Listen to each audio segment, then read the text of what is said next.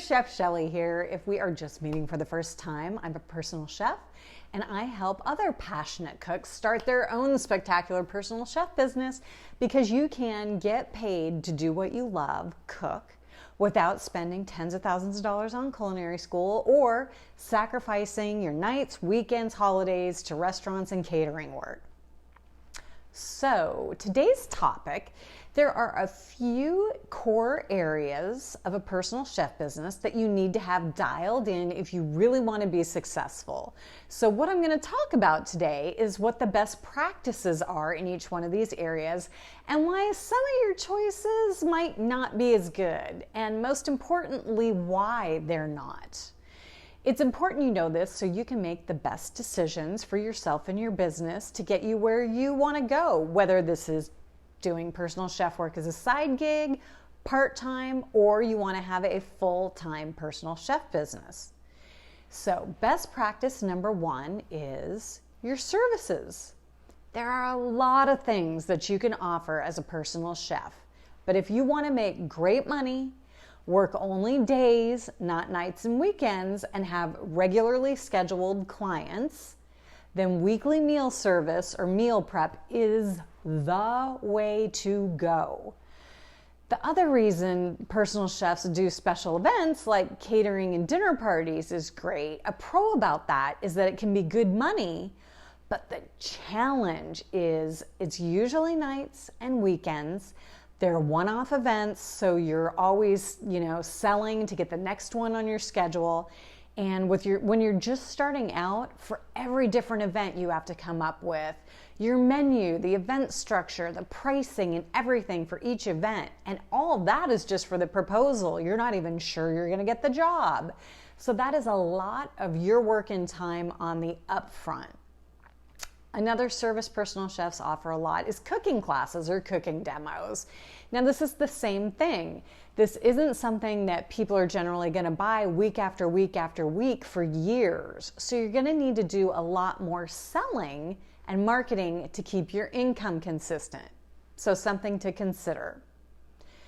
Best practice number two is how you have your business set up.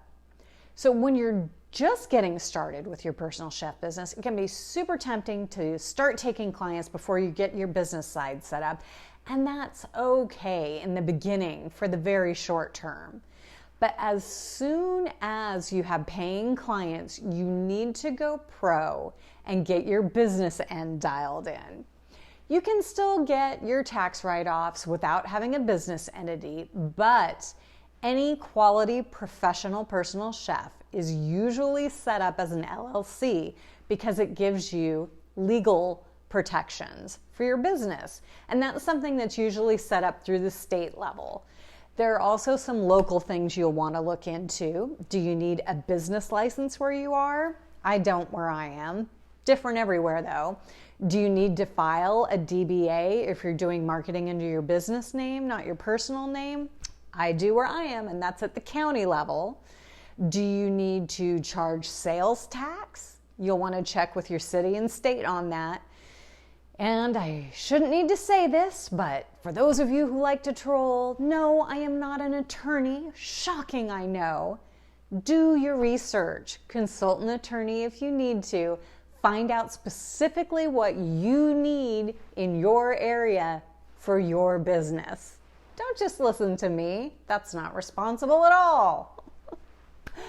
Finally, you need to set up a business checking account. All your business things are separate from your personal accounting.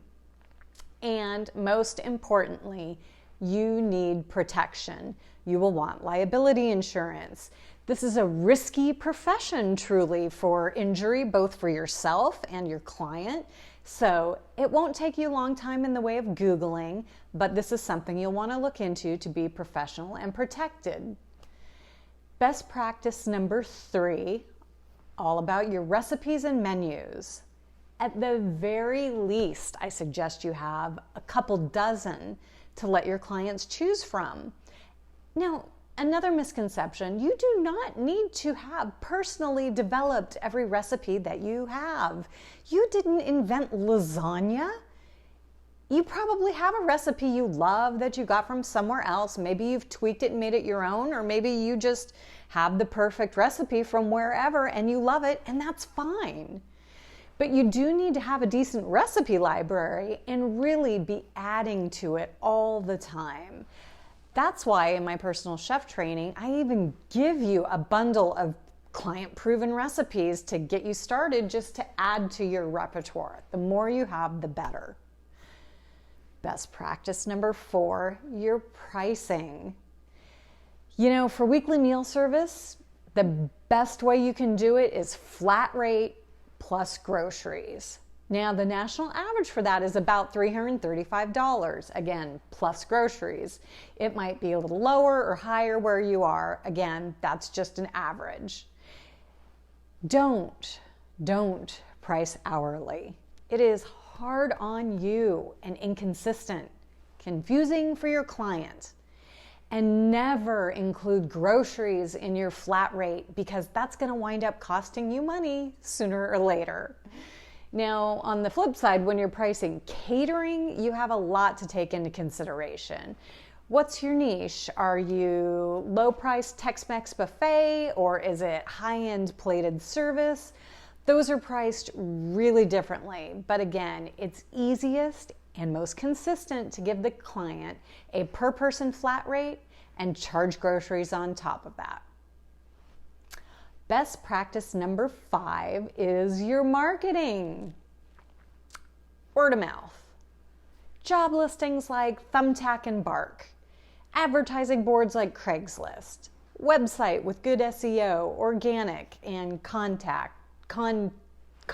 Just somewhere they can contact you. Social media, Facebook and Instagram strategy. Partnerships. All of these, at the end of the day, it doesn't matter which one you choose. There are 6-figure personal chefs who've been successful at each and every one, and there are broke-ass personal chefs who have failed at each and every one. It doesn't even matter which one you choose. What matters and best practice is how you do it and how you analyze it. Pick one, set your goal and a time limit, and do it the best that you can. I mean, go all in. Then check your results. Did you get the number of inquiries you wanted? Were they qualified contacts? Did you get actual clients? Do you need to recommit to the platform, improve and keep going? Or does it really just not make sense? Is it not a good fit for your area or your business, your branding? Some personal chefs kill it on Thumbtack. Some personal chefs hate it with the fiery passion of 1,000 suns. Some get tons of business from Craigslist, and some only get dong pics. Some get inquiries all day long from Facebook and Instagram, and some get crickets. You've got to figure out if it's you or the platform.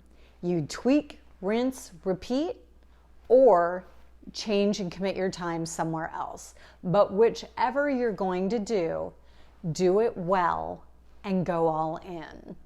So that is a quick overview of each of the main areas that are important to you when you're starting your personal chef business, and what are the best practices in each one.